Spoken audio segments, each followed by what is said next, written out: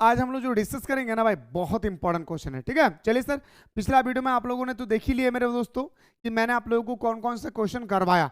आज आपके सामने दोस्तों कुछ चुनिंदा प्रश्न लेकर आया हूं, वो भी मेरे भाई चुन के लाया हूं। और यही चुन चुन के जो क्वेश्चन लाए हैं दोस्तों, ये मैं आप लोगों तक पहुंचाने की पूरी कोशिश करूंगा, याद रखेगा।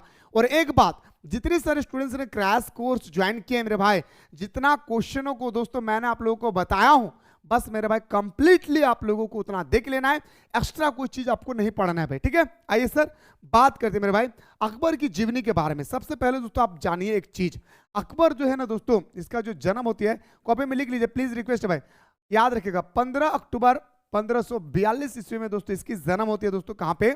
अमरकोट में। अमरकोट जो है दोस्तों आज पाकिस्तान चला गया भाई, सिंध प्रांत में था अमरकोट, याद रखेगा। अमरकोट में दोस्तों हमारा अकबर का जन्म होती है भाई। और से अकबर और से अमरकोट कब होता है? 15 अक्टूबर 1542 को। और दोस्तों उन्होंने दीन इलाही धर्म चलाया था। थोड़ा सुन लीजिए फिर मैं आपको टॉपिक में आऊंगा भाई। उन्होंने एक दीन इलाही धर्म चलाया था दोस्तों, याद रखिए कब, तो बताएंगे सर 1882 में दोस्तों, सॉरी 1582 में दोस्तों उन्होंने क्या चलाया था भाई? दीन इलाही धर्म चलाया था। क्या मेरे भाई? 1582 में उन्होंने एक चलाया था दोस्तों धर्म, दीन इलाही धर्म। अब बहुत सारे स्टूडेंट जो है ये कंफ्यूजन होते हैं कि सर आखिर दीन इलाही धर्म क्या है। मेरे दोस्तों मैं आपको बताना चाहूंगा, सबसे पहले तो आप ये जानिए कि दीन इलाही धर्म के बारे में एकदम फिक्स है कि आपके पेपर में 100% क्वेश्चन टपकेगी। इस बात को याद रखिएगा, 100% आपके पेपर में दीन इलाही धर्म के बारे में क्वेश्चन टपक रहे। किसने शुरू किया? अकबर ने। कब शुरू किया? 1582 में। अब दीन इलाही धर्म है क्या, सुनिए। दीन इलाही धर्म में अकबर ने सभी धर्मों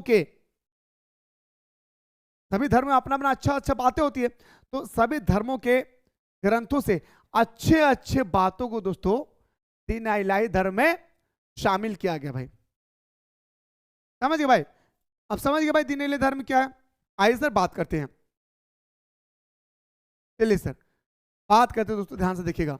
अकबर का पूरा नाम मोहम्मद जलालुद्दीन अकबर था भाई। अकबर का पूरा नाम क्या था मेरे भाई? तो बताएंगे सर मोहम्मद जलालुद्दीन अकबर। क्या नाम था मेरे भाई? मोहम्मद जलालुद्दीन अकबर। कई बार पूछा जाता है कि अकबर का पूरा नाम क्या है, तो मोहम्मद जलालुद्दीन अकबर। उनका जन्म अमरकोट में हुआ था। उनके पिता का नाम हुमायूं और माता का नाम हमीदा बेगम। मेरे दोस्तों कई बार पूछा जाता है कि अकबर के पिताजी का नाम क्या है? हुमायूं, याद रखे भाई, हुमायूं। ठीक है, हुमायूं और माता का नाम हमीदा बेगम था। अकबर का शासनकाल 1556 यानी सर पानीपत का दूसरा युद्ध 1556 से लेकर 1605 तक चला था। वे सॉरी भाई, वो मात्र 13 साल की उम्र में 14 फरवरी 1556 को राजा बना। मेरे दोस्तों 13 साल की उम्र में हम लोग क्रिकेट का बैट लेकर और दोस्तों कबड्डी करने में अपनी जिंदगी को गुजारते हैं, चुगली करके गुजारते हैं, ऐश आयासी करके गुजारते हैं, डांस सीखते हैं। उसी समय में दोस्तों, उसी उम्र में हमारा अकबर मात्र 13 साल की उम्र में दोस्तों, याद रखेगा, वो राजा बन जाते हैं भाई। क्या बन जाते हैं? राजा बन जाते हैं। तो 14 फरवरी 1556 को राजा बने। बचपन से ही पढ़ने लिखने में ध्यान नहीं दिया था। अब दोस्तों हमारे जो अकबर थे ना भाई, पढ़ा लिखा नहीं था भाई। जैसे आप लोगों को भी दोस्तों अभी पढ़ने का मन नहीं कर रहा है, आप लोग यही सोच रहे हैं कितना जल्दी एग्जाम का हुआ है भगवान, एकदम आतंकवाद आ गया है भगवान, कब खत्म होगा, समझ में नहीं आ रहा भगवान, बड़ी परेशानी करके रखे भगवान, जल्दी खत्म कर दो। समझ रहे भाई आप लोग भी इस तरह से। लेकिन मेरे दोस्तों अकबर ऐसा ही थे, याद रखिए, अकबर भी वैसा ही था दोस्तों, पढ़ने लिखने में एकदम क्या बोलते लोल था भाई। अब उनके पिताजी इतने बड़े शासक हुमायूं, उन्होंने कहा ठीक है बेटा पढ़ नहीं रहा है, चलो एक ट्यूशन मास्टर को बुला लेते घर, हो सकता है कि इस ट्यूशन मास्टर इनको पढ़ा दे। अब्दुल लतीफ नाम याद रखिएगा, अब्दुल लतीफ को दोस्तों वो बुलाते हैं अपने बेटा को पढ़ाने के लिए। लेकिन ना, बेटा पढ़ने वाला नहीं है भाई, बेटा पढ़ने वाला नहीं है मेरे भाई। ठीक है, बेटा को पढ़ने का मन ही नहीं है मेरे भाई। समझ गए? आगे क्या कहता है, ध्यान से देखेंगे। बचपन से ही पढ़ने लिखने में ध्यान नहीं दिया करते थे। इनके पिताजी इनका शिक्षक अब्दुल लतीफ को नियुक्त किया था, लेकिन आपका मन पढ़ने में नहीं था, और उनका मन थोड़ा सा भी दोस्तों पढ़ने में नहीं था। आप कितना भी भौंकिए ना, मुझे घंटा फर्क नहीं पड़ता है, मुझे तो मन ही नहीं है पढ़ने का। इनकी जीवनी अबू फजल द्वारा लिखी गई पुस्तक अकबरनामा में वर्णित है। अगर कोई स्टूडेंट्स चाहते हैं कि मुझे अकबर के जीवनी के बारे में पढ़ना है, तो अबू फजल के द्वारा लिखा गया अकबरनामा को आप उठाइएगा पुस्तक को, और अकबरनामा को जब पढ़ेंगे तो मेरे दोस्तों आपको अकबर के बारे में पूरा ज्ञान मिल जाएगी, कैसे शासक थे उन्होंने। ठीक है, इस किताब में अकबर के जन्म से लेकर मृत्यु तक के इतिहास के बारे में जानकारी मिलती है। अगर दोस्तों आप अकबरनामा को स्टडी करते हैं तो अकबरनामा में दोस्तों जन्म से लेकर के मृत्यु तक के बारे में दोस्तों पूरा डिटेल्स में दिया है अकबर के बारे में। ठीक है, अकबर ने अपने शासन काल में हिंदू मुस्लिम की एकता पर ध्यान दिया, और उन्होंने 1582 में, भाई ये छुछुंदर क्या टाइप किया पता नहीं भाई, 1582 में उन्होंने हिंदू मुस्लिम की एकता पर बल दिया। जैसे दोस्तों कबीर, जैसे दोस्तों गुरु नानक हिंदू मुस्लिम की एकता पर बल दिए, ठीक इसी तरह से दोस्तों हमारा अकबर ने भी हिंदू मुस्लिम की एकता पर बल दिए। और 1582 में हमारा दोस्तों शुरू कर देता है दीन इलाही धर्म। दीन इलाही धर्म क्या है दोस्तों, मैंने अभी आपको जस्ट बताया कि दीन इलाही धर्म मतलब होता है सभी धर्मों के अच्छे अच्छे बातों को वो अपने पुस्तक में शामिल किया गया। अपने पुस्तक नहीं बल्कि अपने दीन इलाही धर्म में शामिल किया गया भाई। ठीक है, दीन इलाही धर्म नामक धर्म चलाया जिसमें उन्होंने सभी धर्मों की अच्छी बातों को रखा। दीन इलाही में सभी धर्मों के लोगों को आने का इजाजत था, कोई भी व्यक्ति इस धर्म को अपना सकता है। उन्होंने राजपूतों के साथ अच्छा संबंध बनाने के लिए वैवाहिक संबंध को स्थापित किया। अब उस समय दोस्तों जो राजपूत लोग होते थे ना भाई, वो अकबर से क्या करते थे भाई दोस्तों, अकबर से 36 का आंकड़ा था, याद रखिएगा। एक तरह का देखा जाए तो अकबर से 36 का आंकड़ा था। किसका भाई, किसका भाई, अरे राजपूतों का। अब अकबर खतरनाक शासक, 13 साल की उम्र में शासक बना है, एक्सपीरियंस तो होगा। वो सोचने लगा ये दुश्मनी को दोस्ती में कैसे बदले। चलो भाई, स्कूल भी तो नहीं जाते हम, उनकी बेटी के साथ लफंगा चलाएं, शादी कर ले तो ना, क्या किया जाए। उन्होंने एक दिमाग लगाया दोस्तों, जो राजपूत थे ना भाई, उसी के लड़की से शादी कर लिए। आप जैसे ही दोस्तों अकबर राजपूतों के लड़की से शादी कर लिए, शादी करने के बाद राजपूत लोग ठंडा हो गए भाई, अरे अकबर इतने बड़े शासक, और राजपूत से क्या कर ले भाई, शादी कर लिए, तो सारा राजपूत अकबर के हवाले हो गए भाई। ठीक है, आगे कहता है कि विवाह के संबंध में स्थापित किए, जिनके बाद राजपूत इनके रिश्तेदार हो गए और आक्रमण करना बंद कर दिया। और राजपूत लोग इस पर आक्रमण नहीं, अकबर अकबर अकबर पर दोस्तों राजपूत लोग पहले आक्रमण करते थे, अब राजपूत के बेटी से विवाह कर लिए तो मेरे दोस्तों वो आक्रमण करेंगे।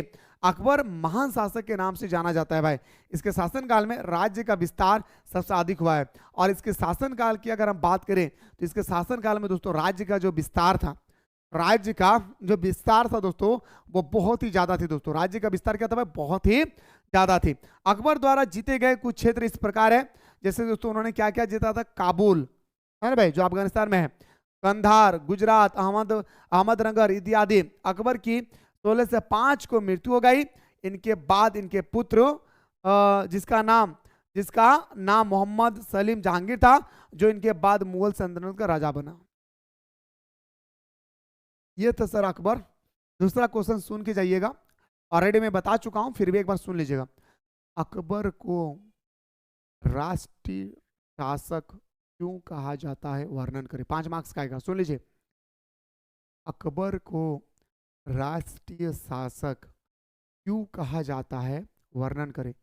आपके पेपर में 100% टपकेगा, इस क्वेश्चन को याद रखेगा। तो अकबर को राष्ट्रीय शासक क्यों कहा जाता है, इसके बारे में अगर क्वेश्चन आ जाए मेरे दोस्तों, आपको सबसे पहले करना क्या है, अकबर का डेफिनेशन देना है। जैसे मैंने आपको स्टार्टिंग में डेफिनेशन दिया हूँ भाई, ठीक है, डेफिनेशन देना जरूरी है भाई। इसके बाद उन्होंने वो क्यों दोस्तों क्यों उसको राजा कहा जाता है, महान शासक क्यों कहा जाता है, इसके बारे में दोस्तों मैंने आप लोगों को बताया हूँ, एक बार जा करके देख लेंगे। अगला देखिए, बाबर की जीवनी। अरे बाप रे बाप, बाबर पानी पिया, खाना खाया, घर गया, चांद देखा, मर गया, है ना भाई। पानीपत का युद्ध खतरनाक था भाई, है ना। बाबर का जन्म 14 फरवरी 1482 को अफगानिस्तान के एक छोटे शहर फरगना में हुआ था। कहाँ पे मेरे भाई, फरगना में हुआ था। अफगानिस्तान का एक छोटा सा शहर था फरगना, और उसी फरगने में दोस्तों हमारा बाबर का जन्म होता है भाई। किसका मेरे भाई, बाबर का जन्म होता है। इनके पिता का नाम उमर शेख मिर्जा और माता का नाम कुतलुग निगार खानम, क्या था भाई, नाम थोड़ा एक बार देख लीजिए मेरे दोस्तों, डाउट लग रहा है यहाँ पे, ठीक है। बाबर का पूरा नाम मोहम्मद जहीरुद्दीन बाबर था भाई। याद रखिएगा, बाबर का जन्म कहाँ हुआ मेरे दोस्तों? अफगानिस्तान के फरगना जिला में। फरगना एक छोटा सा शहर था, उसी में दोस्तों इसका जन्म होती है। माता पिता का नाम याद रखना, उसका पूरा नाम क्या था? तो बाबर का पूरा नाम मोहम्मद जहीरुद्दीन बाबर था। यह मुगल वंश के संस्थापक थे। और बाबर दोस्तों थे कौन? मुगल वंश का संस्थापक। याद रखिएगा, बाबर क्या था मेरे दोस्तों? मुगल वंश के संस्थापक थे। उन्होंने पानीपत के प्रथम युद्ध 1526 में लोधी वंश के अंतिम शासक इब्राहिम लोधी को हराकर भारत में मुगल वंश की स्थापना किया। कई बार पूछा जाता है कि आखिर मुगल वंश की स्थापना कैसे हुई, तो हम लोगों को सिर्फ एक ही चीज पता है सर, मुगल वंश की स्थापना करने वाला बाबर था। लेकिन अगर यही क्वेश्चन अगर आपसे कोई टीचर पूछ दे कि मुगल वंश के संस्थापक बाबर ने, बाबर का आपका क्या बोलता भाई, बट मुगल वंश की स्थापना कैसे किया, हमारा बाबर ने मुगल वंश की स्थापना कैसे किया, तो आपको बताना होगा कि बाबर ने 1526 ईस्वी में पानीपत के प्रथम युद्ध में इब्राहिम लोधी, याद रखिएगा, लोधी वंश के अंतिम शासक इब्राहिम लोधी को पराजित करके वो दोस्तों हमारा बाबर जो है मेरे दोस्तों याद है कि मुगल वंश का नींव रखता है भाई, है ना। इनका शासनकाल 1526 से लेकर 1530 तक था। मैंने आपको ज्यादा बताया भाई, ज्यादा दिन तक वो टिके नहीं थे भाई। इसका ट्रिक था, पानी पिया, खाना खाया, घर गया, चांद देखा, मर गया। पौ से पानीपत का युद्ध बताए थे भाई, है ना भाई। पौ से पानीपत का युद्ध, है ना भाई। पानी पिया, खाना खाया। खौ से खनवा का युद्ध, पानी पिया, खाना खाया, है ना भाई। पानी पिया, खाना खाया, घर गया। यानी हमारा 1528 में घाघरा का युद्ध, 1529 में चंदेड़ी का युद्ध, और 1530 में दोस्तों क्या हो जाते हैं भाई? वो मर जाते हैं। पानी पिया, खाना खाया, चांद देखा, सॉरी घर गया, चांद देखा, मर गया। पानी पिया, खाना खाया, घर गया, चांद देखा, मर गया। समझ गए भाई, है ना। तो इनका शासनकाल 1526 से लेकर 1530 तक चला। बाबर के द्वारा कई युद्ध किया गया, जैसे खंडवा का युद्ध 1527 में भाई, याद रखिए। खंडवा के युद्ध, खंडवा का युद्ध 1527 में, चंदेड़ी का युद्ध 1528 में, है ना।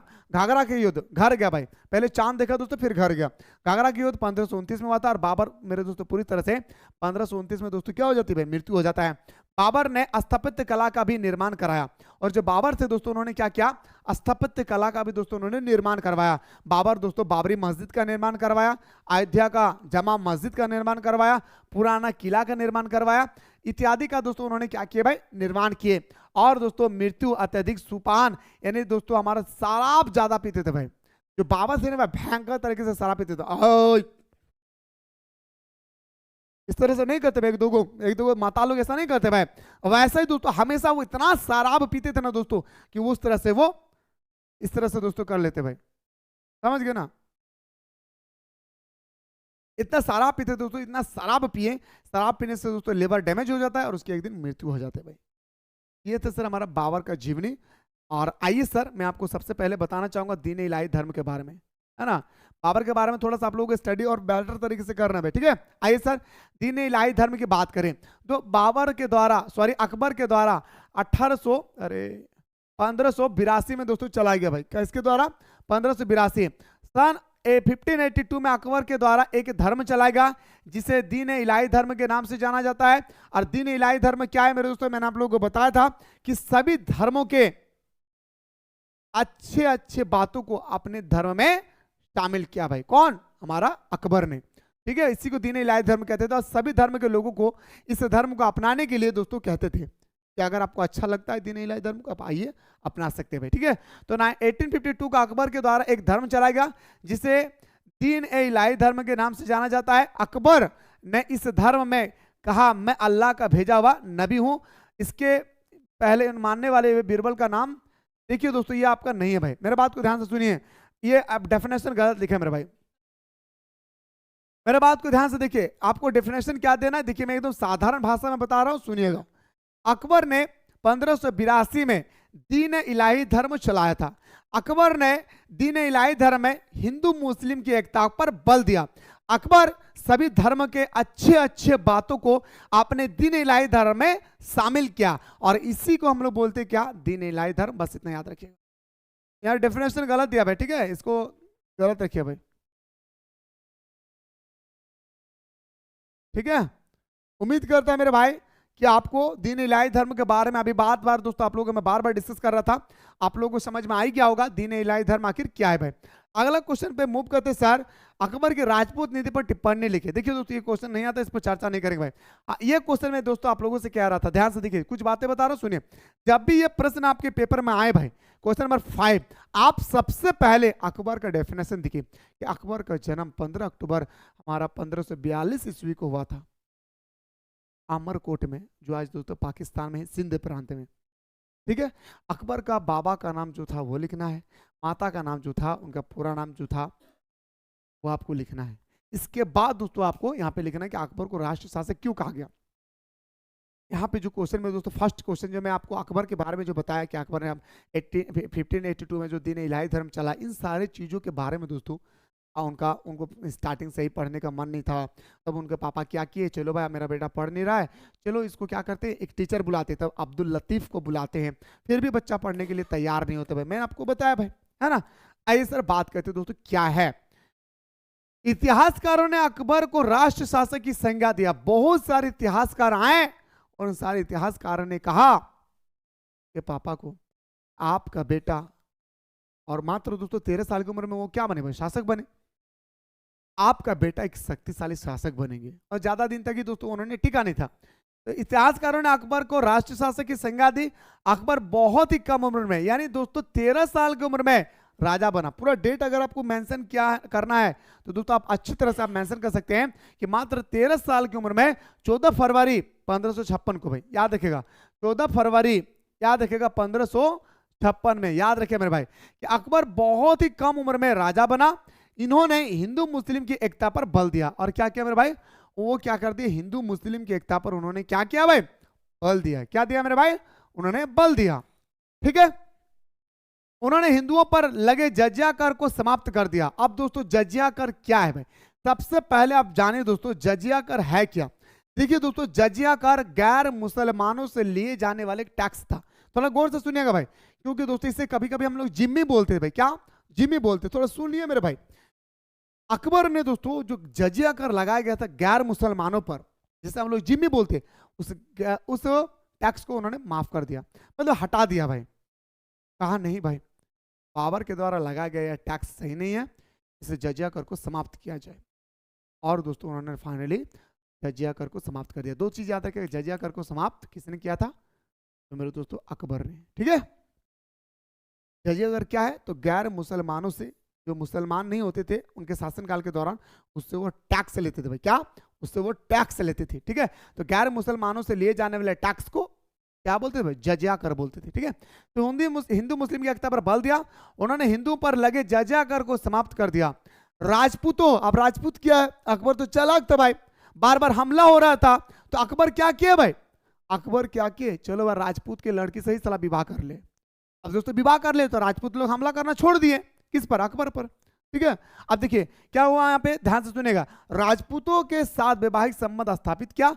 उन्होंने अपने सेना में हिंदू सेनाओं को भी भर्ती की। अब कहा कि मैं, मतलब बहुत चालाक शासक थे, उन्होंने कहा हिंदू को भी अपने अधीन कर लेना है।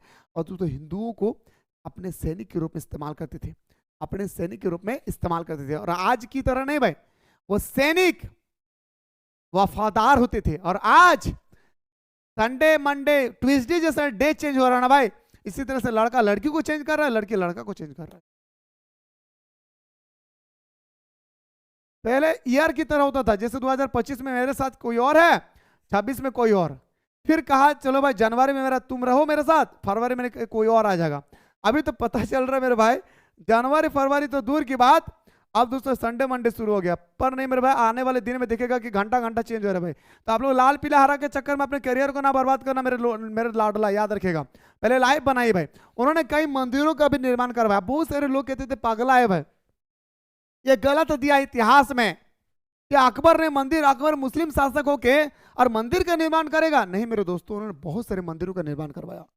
इसीलिए तो उनको हिंदू मुस्लिम की एकता पर बल देने वाला पहला शासक कहा जाता है।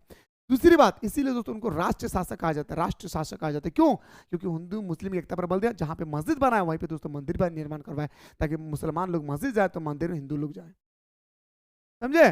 उन्होंने अपने काल में हिंदू मुस्लिम को समान रूप से देखा, कोई हिंदू नहीं कोई मुस्लिम नहीं, सभी लोगों को समान रूप से देखा, जैसे गुरु नानक और कबीर देखा करते थे। उन्होंने भारत को अपना देश माना। जैसे दोस्तों आज हम अपने देश को मानते हैं कि हम अपने देश से प्रेम करते हैं, हम अपने देश के प्रति राष्ट्रीय शासक, राष्ट्रवाद है हमारे देश के प्रति, हम अपने देश से प्यार करते हैं, हम अपने देश से प्रेम करते हैं भाई। जो नहीं करते वो गद्दार है मेरे दोस्तों। तो इस प्रकार हम कह सकते हैं कि अकबर एक राष्ट्र शासक था। इस प्रकार हम क्या कह सकते हैं भाई कि अकबर एक प्रकार का राष्ट्र शासक था भाई। ठीक है, आइए गुरुजी अगला क्वेश्चन की ओर बात करते हैं। बाबरनामा क्या है? अभी दोस्तों बताएं सर कि अगर आप में से किसी भी स्टूडेंट्स को अकबर के बारे में जानना है तो आपको अकबरनामा पढ़ना होगा, बाबर के बारे में जानना है तो आपको बाबरनामा पढ़ना होगा। तीसरी बात मेरे दोस्तों यहाँ पे ये है कि हम लोग कोशिश करेंगे दोस्तों कि 5 मार्क्स वाला जो क्वेश्चन है इसमें अगर किस प्रकार से क्वेश्चन पूछे जाएंगे, हर एक वो चीजों को दोस्तों विस्तार पूर्वक हम लोग देखने वाले हैं। जैसे दोस्तों क्वेश्चन है सर हमारा, विजयनगर की जल आवश्यकताओं को किस प्रकार पूरा किया जाता है। मेरे दोस्तों थोड़ा सा आप लोग नजर दौड़ाएंगे तो मैंने आप लोगों को अभी जस्ट बताया था सर क्या कि विजयनगर साम्राज्य की सिंचाई व्यवस्था कैसी थी। तो मेरे दोस्तों मैंने आपको बताया था कि विजयनगर साम्राज्य की सिंचाई व्यवस्था तुंगभद्रा नदी के द्वारा पूरा किया जाता था। अब हमारा विजयनगर का सबसे शक्तिशाली शासक कृष्णदेव राय, जो दोस्तों कृष्णदेव राय शक्तिशाली शासक थे, उन्होंने तुंगभद्रा नदी के किनारे से तुंगभद्रा नदी से बहुत सारे नहरों का दोस्तों निर्माण करवाया।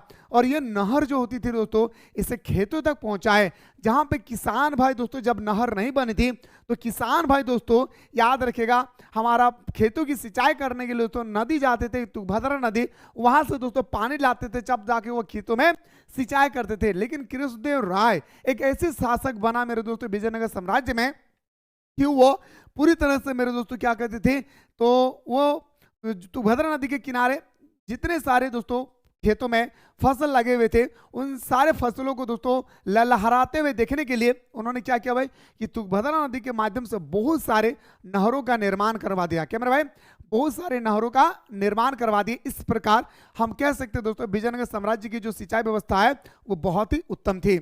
तो यहाँ पे आपका क्वेश्चन ये था कि विजयनगर की जल आवश्यकता को किस प्रकार पूरा किया जाता है।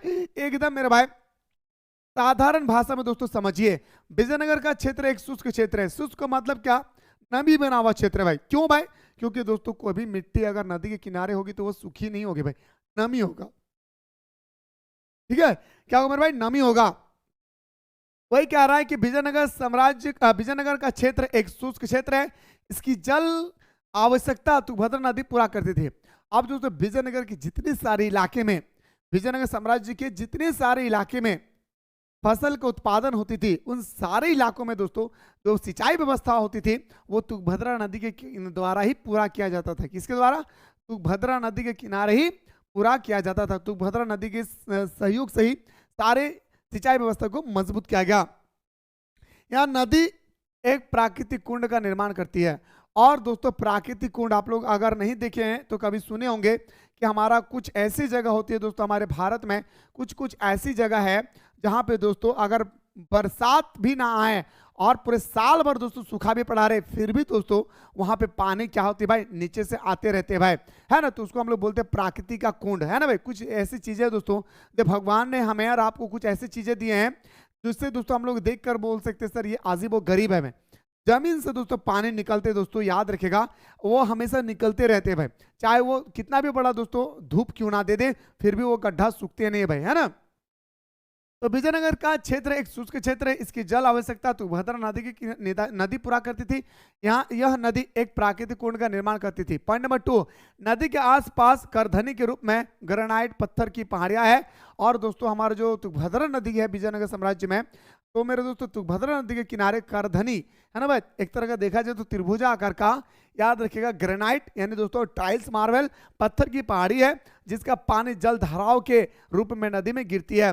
और दोस्तों अगर मैं आपसे पूछूंगा कि यहाँ मान के चलिए हमारा पहाड़ है, क्या है मेरे भाई, ये मान के चलिए हमारा पहाड़ है और ये पहाड़ में दोस्तों जो बारिश हो रही है भाई, ये बारिश कहाँ पे आके गिरेगी, सीधा दोस्तों एकदम जमीन में गिरेगी और बहते हुए दोस्तों ये क्या होगी भाई, अगर इसके आसपास में कोई नदी है तो ये पानी नदी में समा जाएंगे। ये वही कह रहा है कि नदी के आसपास करधनी के रूप में ग्रेनाइट, ये हमारा ग्रेनाइट है भाई, ग्रेनाइट पत्थर की पहाड़ी है जिसके पानी जल धाराओं के रूप में नदी में गिरती है और क्या होती है मेरे दोस्तों, डायरेक्टली वो नदी में गिर जाती है भाई। ठीक है, पॉइंट नंबर 3, सभी धाराओं के साथ एक हौज बनाया गया। अब दोस्तों देखिए, इसमें इसी भी धारा बह रही, गौर कीजिएगा थोड़ा, ठीक है, समझिए, इसमें से धारा बह रही है भाई, इसमें भी से भी धारा बह रही है, इसमें भी धारा बह रही है, इसमें भी धारा बह रही है। तो जितने सारे धारा बह रही ना भाई, उन सारे धारा को दोस्तों एक जगह मिलाया, ठीक है, और मिलाने के बाद दोस्तों क्या किया गया, एक हौज बनाया गया। हम लोगों के घर में अक्सर दोस्तों, आप लोग के घर में देखेंगे हौज होगा भाई, जिसे हम लोग कभी कभी हौदा बोलते भाई, है ना। तो एक टैंक की तरफ का होता है दोस्तों, उसे हम लोग क्या बोलते हैं, हौज। ये हमारा दोस्तों क्या भाई, हौज बना हुआ था। तो सभी धाराओं को एक साथ हौज बनाया गया। हौज के जल प्रयोग विभिन्न कार्यों के लिए किया जाता था, जैसे दोस्तों कपड़ा धोना, है ना भाई, बर्तन धोना, स्नान करने के लिए भी दोस्तों इस हौज का पानी का निर्माण करते थे। साथ ही साथ दोस्तों घर के आसपास में अगर कोई सिंचाई व्यवस्था, अगर दोस्तों कोई फसल लगाएं तो उसका फसल को सिंचाई जो है इसी हौज के माध्यम से किए जाते थे भाई, ठीक है। आइए सर बात करते हैं अगला पॉइंट। इन हौजों में प्रसिद्ध हौज 15वीं शताब्दी में निर्मित कमलपुरम का जलाशय है। याद रखिए, सबसे इंपॉर्टेंट मेरे भाई क्या है भाई, कमलपुरम का जलाशय विजयनगर साम्राज्य में स्थित है। इन हौज में बहुत सारे हौज बनाए गए थे। तो इन हौज में 15वीं शताब्दी की अगर हम बात करें तो कमलपुरम का हौज दोस्तों क्या भाई, प्रसिद्ध है।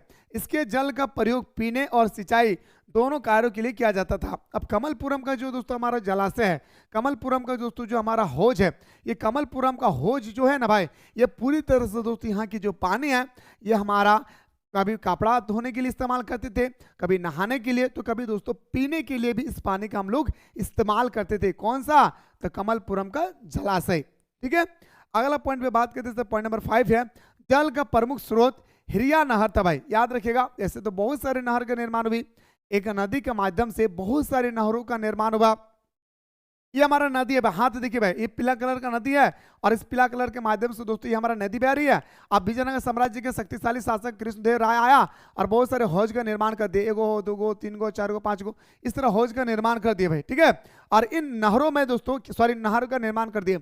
इन नहरों में सबसे प्रसिद्ध नहर जो थी मेरे दोस्तों, वो हिरिया नहर थी भाई। इस नहर में तुंगभद्रा पर बने बांध से पानी लाया जाता था और घाटी स्थित कृषि भूमि को सिंचित में प्रयोग किया जाता था। और दोस्तों जैसे आपको बताया, हौज बहुत सारे बनाए गए थे, लेकिन उनमें से प्रमुख हौज हमारा कौन था भाई, तो बताएंगे सर हमारा कमलपुरम का हौज। इसी तरह से दोस्तों बहुत सारे नहरों का निर्माण किया गया था।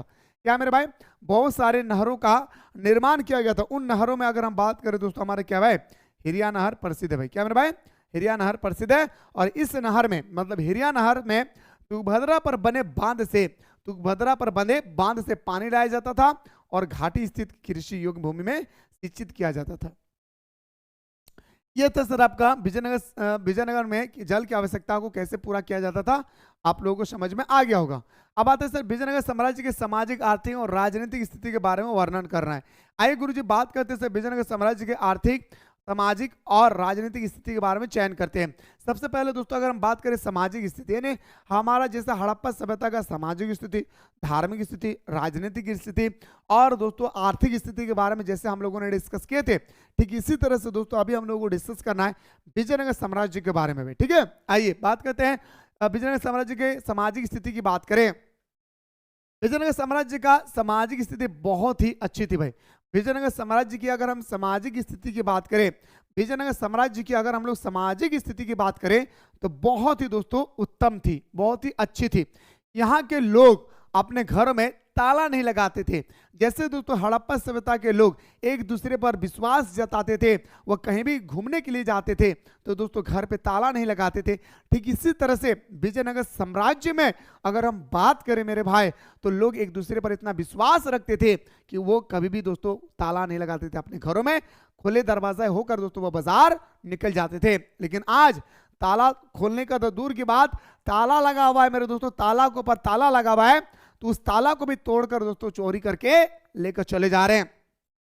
क्या दिन था दोस्तों विजयनगर में। यह लोग महिलाओं की इज्जत क्या करते थे, और दोस्तों जैसे ही हमारा हड़प्पा सभ्यता के लोग महिलाओं की इज्जत करते थे, ठीक इसी तरह से मेरे दोस्तों हमारे विजयनगर साम्राज्य में भी हमारे सारे पुरुष लोग जो थे प्रधान को इज्जत करते थे। ठीक है, यह पुरुष प्रधान समाज था।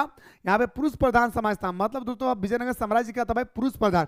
पुरुष प्रधान का मतलब दोस्तों पुरुष ही मालिक होगा, घर का जो मालिक होंगे पुरुष होंगे, कोई भी काम होगी पुरुष होंगे, कुछ भी दोस्तों मुसीबत आया पुरुष होंगे, इन सारे चीजों में दोस्तों क्या है, पुरुष आगे हैं, जिसे हम लोग बोलते हैं क्या, पुरुष प्रधान, है ना।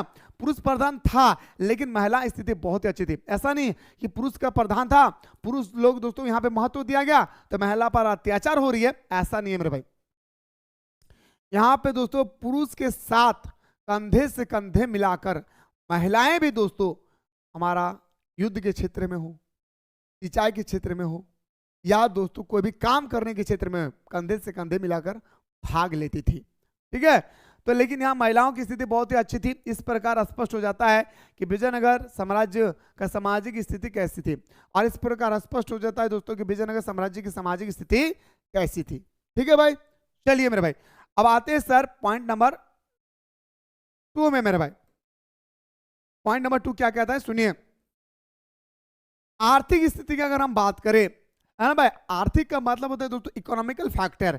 इकोनॉमिकल का मतलब होता है दोस्तों क्या, धन अर्जित करना। इकोनॉमिकल मतलब क्या होता है सर, धन अर्जित करना। इकोनॉमिकल मतलब क्या होता है मेरे दोस्तों, धन अर्जित करना, ठीक है।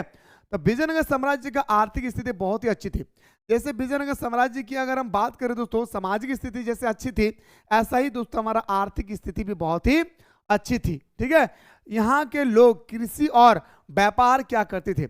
अब दोस्तों हमारा जो विजयनगर साम्राज्य के जो लोग होते थे वो हड़प्पावासी की तरह दोस्तों व्यापार और कृषि क्या करते थे, क्या मेरे भाई, व्यापार और खेती क्या करते थे, जिनसे इन लोगों के आय प्राप्ति होती थी, और दोस्तों इस आय के माध्यम से वो अपनी जरूरत के सामानों को पूरा करते थे। जैसे दोस्तों एग्जांपल दे रहा मैं, जैसे दोस्तों हमारे घर की सारे खर्च जो चलती है ना भाई, वो हमारा मतलब हम लोग खेती करते हैं भाई, ठीक है। मैं दिखाऊंगा कैसी खेती करते हैं, सब कुछ दिखाऊंगा। तो मेरे दोस्तों हम लोग जैसे अभी गोभी बेचेंगे भाई, गोभी है ना, बंदा गोभी, फूल गोभी बेचेंगे, उससे जो भी अर्निंग होती है हम अपने घर का चीनी, आटा, दाल, गेहूं जो भी है जरूरत के सामानों को पूरा करते थे। ऐसा ही दोस्तों विजयनगर साम्राज्य के लोग खेती करके और व्यापार करके दोस्तों जो भी धन प्राप्ति करते थे वो अपने जरूरतों की सामान को पूरा कर लेते थे भाई उससे, ठीक है। आगे देखिए, इस प्रकार स्पष्ट हो जाता है कि विजयनगर साम्राज्य की आर्थिक स्थिति बहुत ही अच्छी थी, और इस प्रकार स्पष्ट हो जाता है कि विजयनगर साम्राज्य की आर्थिक स्थिति बहुत ही उत्तम थी।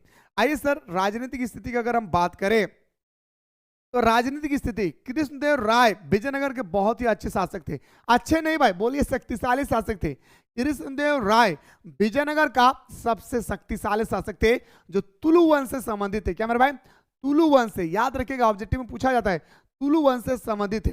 और उन्होंने एक पुस्तक लिखा था दोस्तों, अमुक्तल मलायद, इससे भी याद रखिएगा। अमुक्तल मलायद नामक पुस्तक किसने लिखा था, कृष्णदेव राय ने लिखा था, ठीक है। तो राजनीतिक स्थिति, कृष्णदेव राय विजयनगर के बहुत ही अच्छे शासक थे। उन्होंने प्रजा को खुश रखने के लिए नहरों का निर्माण कराया था। अब दोस्तों उन्होंने क्या किया भाई, अपने प्रजा को खुश रखने के लिए, प्रजा मतलब जैसे हमारे गांव के मुखिया है ना भाई, जैसे गांव को खुश रखना चाहते हैं भाई, ठीक है। ये तो हमारा गांव का मुखिया दोस्तों पॉकेट भरना चाहता है भाई, है ना। जो भी मुखिया बन रहा है वो अपना पॉकेट भर रहा है भाई, तो वो कल्याण कब करेगा अपने गांव का, ठीक है। खैर, तो दोस्तों हमारे विजयनगर साम्राज्य के जो शक्तिशाली शासक थे, है ना भाई, विजयनगर साम्राज्य के शक्तिशाली जो शासक थे मेरे भाई, वो अपने प्रजा को हमेशा खुश रखते थे भाई। बड़े बड़े नहरों का निर्माण करवा दिए, हौज बना दिए, सड़क व्यवस्था को मजबूत कर दिए ताकि लोग व्यापार कर सकते हैं आसानी से, है ना। आगे देखिए, तो कृष्णदेव राय विजयनगर के बहुत ही अच्छे शासक थे। उन्होंने प्रजा को खुश रखने के लिए नहरों का निर्माण करवाया था, कर को घटा दिया था। जो टैक्स लगता था दोस्तों हमारे विजयनगर साम्राज्य में, जो टैक्स व्यवस्था थी, उससे टैक्स को जो लगता था उसे भी दोस्तों उन्होंने क्या कर दिया, घटा दिया है भाई, ठीक है। आगे देखिए मेरे दोस्तों क्या कहता है, जिससे किसानों को बहुत लाभ हुआ। अब दोस्तों जहां पे किसानों को 18% टैक्स भरना पड़ता था, 100 रुपये में अगर 18 रुपये देना पड़ता था, विजयनगर साम्राज्य के शक्तिशाली शासक आए कृष्णदेव राय और कहा, अरे किसानों तुम लोग टेंशन ना लो, तुम लोग 18 रुपया देते थे ना 100 रुपया में, अब तुम लोग 100 रुपया में 10 रुपया देना। किसान भाई खुश हो गए, किसानों का लाभ होने लगा, है ना। तो इस प्रकार उपयुक्त वर्णों से स्पष्ट हो जाता है कि विजयनगर साम्राज्य की राजनीतिक स्थिति बहुत अच्छी थी। समझ गए भाई। मैं उम्मीद करता हूं मेरे शेर सरनियों कि आप लोगों को बहुत ही सुंदर तरीके से, प्यारा तरीके से समझ में आ गया होगा भाई, ठीक है। आइए सर अगला क्वेश्चन में बात करते हैं। अमर नायक व्यवस्था पर संक्षिप्त टिप्पणी लिखें। अमर नायक दोस्तों एक बार दोस्तों पूछा गया था 2020, हाँ 20 से नहीं भाई, 20 के एग्जाम में पूछा गया दोस्तों आपका अमर नायक व्यवस्था। विजयनगर साम्राज्य में राजा को राय कहा जाता था, जैसे आज हम लोग बोलते हैं ना भाई किंगशिप, है ना, राजा, है ना भाई, रानी, है ना भाई, नहीं बोलते भाई। तो वही कह रहे हैं कि विजयनगर साम्राज्य में राजा को राय कहा जाता था। ये राजा सैनिक व असैनिक अधिकारी को उनकी विशेष सेवाओं के बदले भूमि प्रदान करते थे। आप सुनिए मेरे दोस्तों, एक बात बता रहा हूं, सुन लीजिएगा, तो ऑब्जेक्टिव में भी यहां से क्वेश्चन टपकती है तो आप आसानी से क्लियर कर सकते हैं। क्या मेरे भाई, गौर से सुनिएगा। विजय, सबसे पहले तो जानिए कि विजयनगर साम्राज्य में राजा को राय कहा जाता था। भाई क्या कहा जाता मेरे भाई, राजाओं को राय कहा जाता था। फिर से बोले मुस्कुरा के, राजाओं को क्या कहा जाता था मेरे भाई, राय कहा जाता था। ठीक है, चलिए सर, तो विजयनगर साम्राज्य में राजा को राय कहा जाता था। यह राजा सैनिक व असैनिक अधिकारी को उनकी विशेष सेवाओं के बदले भूमि प्रदान करते थे। अब दोस्तों ये जो हमारा राजा का जो दोस्तों चेला होती है भाई, जैसे एग्जांपल दे रहे दोस्तों कि XYZ कोई नाम का राजा है और उसकी हम सेवा करते, कभी पैर दबाते हैं तो कभी वो ऑर्डर देता है कि जाओ पाउडर लेकर आओ, मुझे गोरा करो, तो मेरे दोस्तों मैं उसको गोरा करने में लगा देता हूं। तो वो मुझे बदले में क्या देंगे, तो वो बदले में ना मुझे मेरे दोस्तों पैसा नहीं देंगे भाई, वो बदले में मुझे जमीन दे देते भाई। क्या कहते थे, वो भूमि दे देते हैं भाई। वही कह रहा है कि बदले में भूमि प्रदान करते। इस प्रकार की भूमि अमरम कहलाते भाई, अमरम कहलाती थी भाई। इस प्रकार जो राजा अपने गुलामों को दोस्तों, सेवा करने वालों को जो सेवाओं के बदले जो भूमि देते थे ना मेरे भाई, वो भूमि अमरम कहलाते थे। और भूमि प्राप्त करने वाले लोग, जैसे मुझे भूमि मिल जाएगा तो हम क्या कहलाएंगे भाई, अमरनायक कहलाएंगे। क्या कहलाएंगे सर, अमरनायक कहलाएंगे। बहुत इंपॉर्टेंट है, इसके प्राप्तकर्ता अमरनायक कहलाते थे। अमरनायक अपने भू क्षेत्र के कृषकों, शिल्पियों एवं व्यापारियों से भू राजस्व तथा अन्य कर वसूलते थे। और दोस्तों अमरनायक जो थे, अब ये जमीन मेरा हो गया भाई, गौर से सुनिए मेरे दोस्तों, मैंने पैर दबाया राजा का, राजा जो भी बोलते थे हमको सुनना पड़ता था, उसके बदले मुझे भूमि मिला, यह भूमि अमरम कहलाया। और यह भूमि को दोस्तों जब हम प्राप्त कर लिए तो हम अमरनायक कहलाए। अब भूमि को लेकर हम थोड़े ना भाई उसको इस सारा भूमि किस तरह से बटोर के रखेंगे ना, हम बैंक में जमा कर देंगे। ये भूमि को मेरे दोस्तों मैं क्या कर दिया भाई, लोगों को दे दिया कि जाओ चाष करो और मुझे टैक्स दो, है ना। तो वही कह रहे अमरनायक मतलब मैं, जो मेरे भाई भूमि प्राप्त हो गया। अमरनायक अपने भू क्षेत्र के कृषकों यानी दोस्तों किसानों को, शिल्पकारों को और व्यापारी से भू राजस्व तथा अन्य कर वसूलते थे। खतरनाक, राजा को पैर दबाए, मुझे जमीन मिला, तो जमीन का नाम दिया अमरम, जमीन मुझे मिल गया, मैं कहलाया अमरनायक। और मैं दोस्तों दूसरे लोगों को क्या दे दिया भाई, टैक्स प्राप्त करने के लिए दूसरे लोगों को दे दिया, जाओ तुम लोग टैक्स करो। ठीक है भाई, चलिए सर, हम्पी पर एक संक्षिप्त टिप्पणी लिखे भाई। हम्पी, अरे बाप रे, नाम सुनते ही दोस्तों तहलका मच जाता है। हम्पी, चित्र ने तो दिखाता भाई आपको, इस तरह से हम्पी है मेरे दोस्त।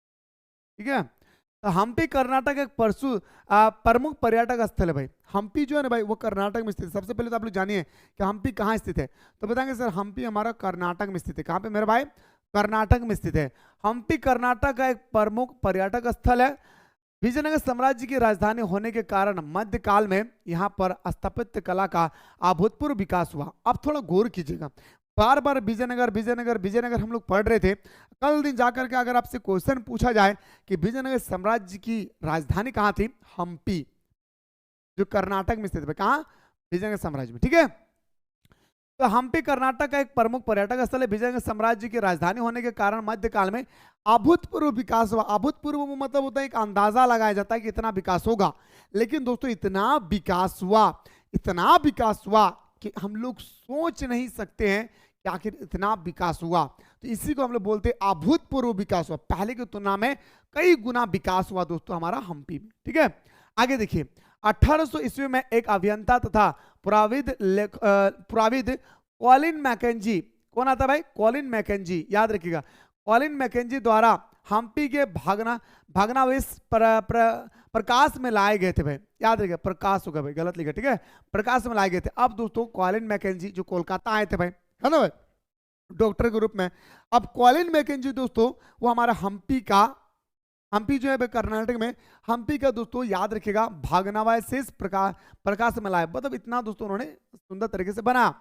छायाचित्र ने 1856 ईस्वी में यहाँ के भवनों को संकलित करने का आरंभ किया।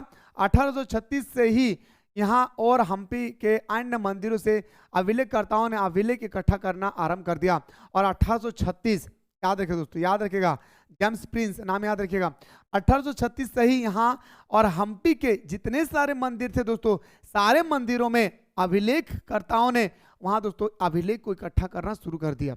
अभिलेख क्या है दोस्तों, एक तरह का देखा जाए तो इतिहासों का एक दस्तावेज होती है भाई, है ना भाई। इतिहासों का क्या है मेरे भाई, एक तरह का देखा जाए तो हमारा दस्तावेज है भाई। क्या है भाई, दस्तावेज है भाई, ठीक है। आगे देखिए, आरंभ कर दिया। तुंगभद्रा नदी के किनारे स्थित हम्पी, हम्पी किष्किंधा राज्य की राजधानी थी कि जहां भगवान रामचंद्र के समय वानर राज बलि राजा करते थे। स्थापत्य कला में विजयनगर के राजा की रुचि थी।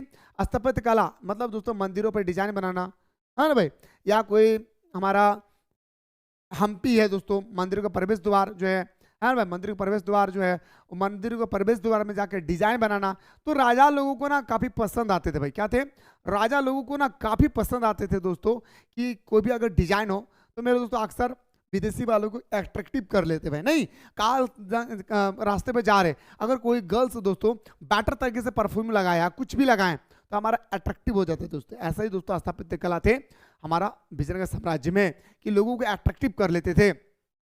स्थापत्य कला में विजयनगर के राजाओं की रुचि थी। विट्ठल मंदिर तथा राम मंदिर हम्पी के भग्नावशेष में से था। याद रखिए, विट्ठल मंदिर और राम मंदिर दोस्तों सबसे चर्चित मंदिर था हमारा हम्पी का, ठीक है। याद रखिए दोस्तों, बहुत ही इंपॉर्टेंट क्वेश्चन था जो मैं आप लोगों को दोस्तों साधारण भाषा में समझाने की प्रयास किया। और टेंशन नहीं लेना है, बार बार कह रहा हूं, जितना बता रहा हूं ईमानदारी पूर्वक पढ़ लेना है, इससे बाहर आपके पेपर में नहीं आएगा दोस्तों, याद रखिएगा, ठीक है। आइए, इसके बाद भी दोस्तों कुछ क्वेश्चन बचेगी तो मैं आप लोगों को बताने के प्रयास करूंगा। सबसे पहले इस क्वेश्चन में ध्यान देते मेरे भाई, सबसे पहले इस क्वेश्चन को हम लोग नजर दौड़ाते। कॉलिन मैकेंजी कौन था भाई, सबसे इंपॉर्टेंट भाई, कॉलिन मैकेंजी। अभी तो मैंने डिस्कस करवाया भाई, है ना भाई, जो हमारा हम्पी का डिजाइन बनाया था भाई। सुनिए, कॉलिन मैकेंजी एक अभियंता यानी एक इंजीनियर थे भाई। कॉलिन मैकेंजी कौन था भाई, एक तरह के इंजीनियर एवं पुराविद थे।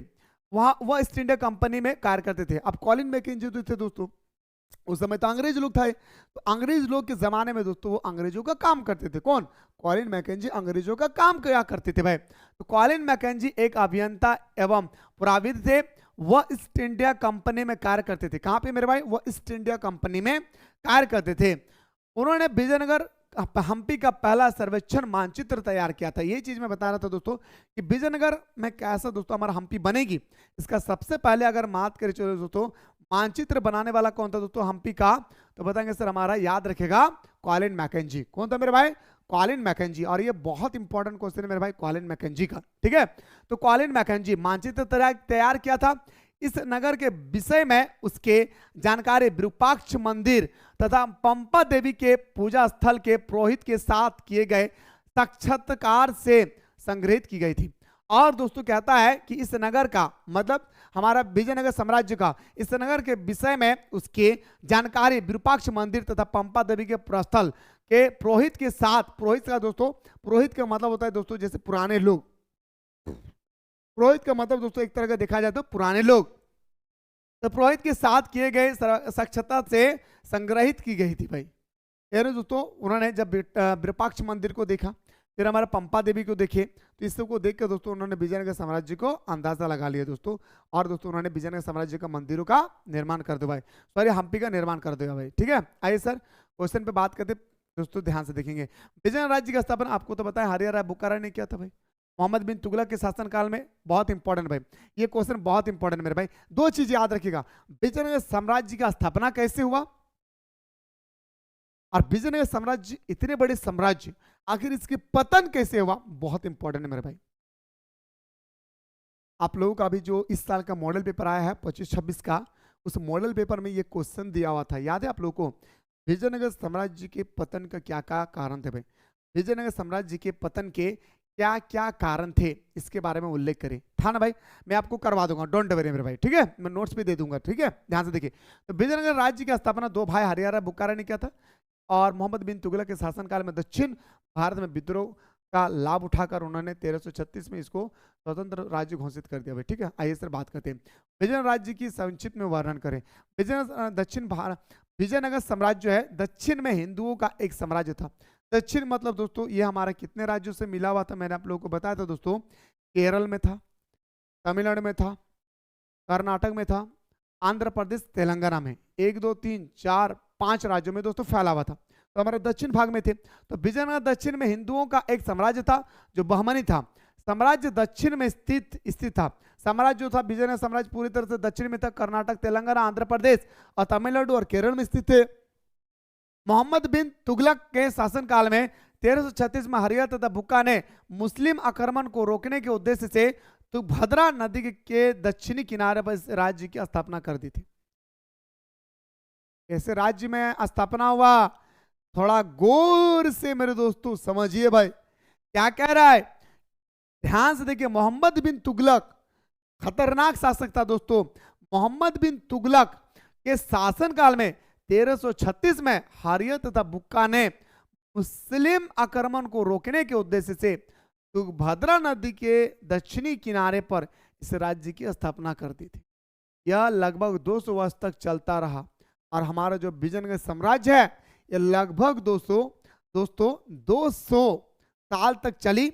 और कहा जाता है दोस्तों जिस चीज का जन्म होती है इसकी मृत्यु भी क्या है भाई, तय है। क्या मुस्कुरा कर बोलिए, मृत्यु भी क्या है भाई, तय है। ठीक है, तो ध्यान से देखिए, इसने शीघ्र ही उन्नति की तथा यह कृष्णा नदी से कुमारी अंतरिप तक फैला गया भाई, अंतरिप तक फैल गया भाई। मतलब धीरे धीरे साम्राज्य क्या होता है दोस्तों, बढ़ते जाता है भाई। ये था सर आपका विजयनगर। मैं अभी जितने सारे क्वेश्चन आप लोगों को अभी करवाया दोस्तों, ये पूरा का पूरा दोस्तों आप लोगों का किससे संबंधित था, विजयनगर साम्राज्य से। अगर आप लोग चाहते सर कि अगला क्वेश्चन भी होना चाहिए तो दबा करके दोस्तों सारा स्टूडेंट्स एक बार कमेंट सेक्शन में कमेंट करें। मेरे दोस्तों आपके सामने मैं तुरंत आपके कमेंट को देखते ही दोस्तों मैं आप लोगों को अगला क्वेश्चन बताने की कोशिश करूंगा। बाकी कितना समझ में आया दोस्तों कमेंट सेक्शन में जल्दी से कमेंट करें।